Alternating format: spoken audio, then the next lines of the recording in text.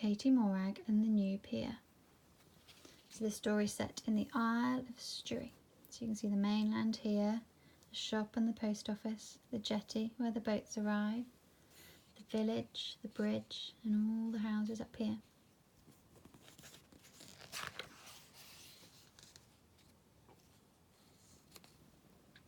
For months, workmen had been building a new pier on the Isle of Stewry.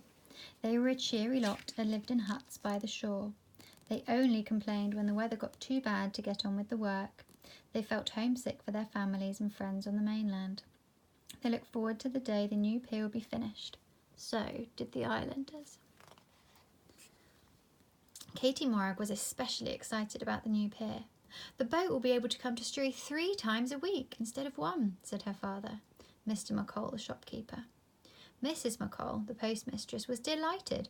She would have lots more mail deliveries to do. "Grandma Mainland will be able to come more often," said Neely Beag.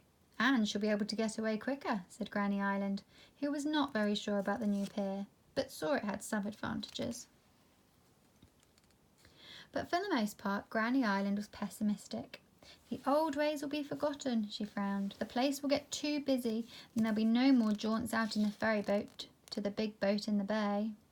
Granny Island often manned the ferry boat on the days the ferryman was ill or on holiday. "I'll miss that, and so will you, Katie Morag. And what will the ferryman do for a living?" Katie Morag hadn't thought about all of that. In the village, people were saying it was time to change the old ways. They started to paint their windows and gates bright colours and tidy their gardens. Mrs. Baxter said she was going to open up a craft shop.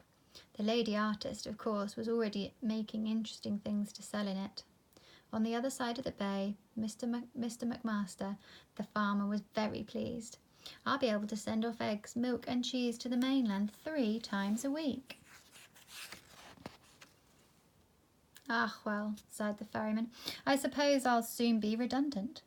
"What does that mean?" asked Katie Morag. "No longer wanted," replied the ferryman, as he and Katie Morag walked along the shore. Katie Morag nearly tripped over a large, blue, neatly coiled rope on the tide line. "Finders keepers," said the ferryman. "That's the rule of the sea when something is washed up by the tide." "Oh no, I'll give it to the ferry boat," declared Katie Morag. "Have you been having chocolate cake again?" asked Mrs. McColl crossly, as Katie Morag toyed with her tea that night. She had, but it wasn't the cake that was making Katie Morag sad. She tried to tell Mr. and Mrs. McColl all about the ferryman, but her parents were not listening. "The pier will be finished by the spring, weather permitting," said Mrs. McColl, looking at the calendar. Spring came, but it did not come alone. It was accompanied by fearsome storms. One especially wet and windy day, the foreman on the pier told the men to tie down the equipment and stop work. It was boring sitting in the huts, waiting for the wild weather to end. So the workmen visited the islanders and sat by their cosy fires and told stories about life on the mainland. Jimmy and George were in the McColl's kitchen when the foreman burst in. "The huts are floating out to sea," he shouted. Everyone rushed to the door and saw, sure enough, there was the new pier awash, but not a hut in sight, save one that bobbed and bucked in the bay. The rest had all sunk. There was something else bobbing in the bay. It was the ferry boat. Katie Morag could just make out the ferryman throwing a rope over the handle of the hut door. But as Granny Island steered the ferry boat alongside, a huge wave lifted the rope off the handle, and the hut started to drift out to sea again.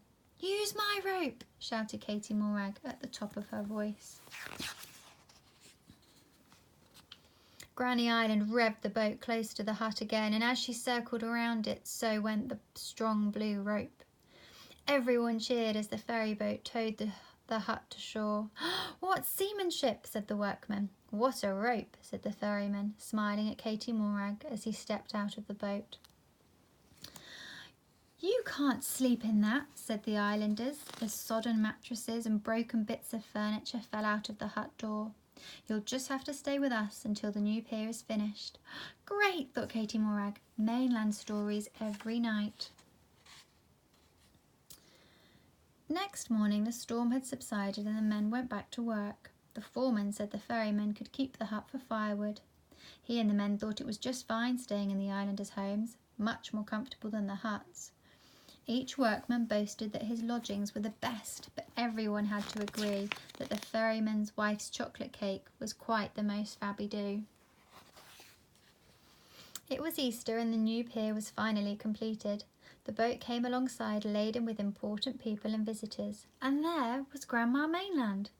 The workmen shook hands with the islanders and said they would be back for their holidays. Nearly everyone wanted to book in at the ferryman's house, and Katie Morag knew why. "That's it then," sighed Granny Island, as hordes of visitors meandered towards the village. "The end of the ferry boat and the old ways."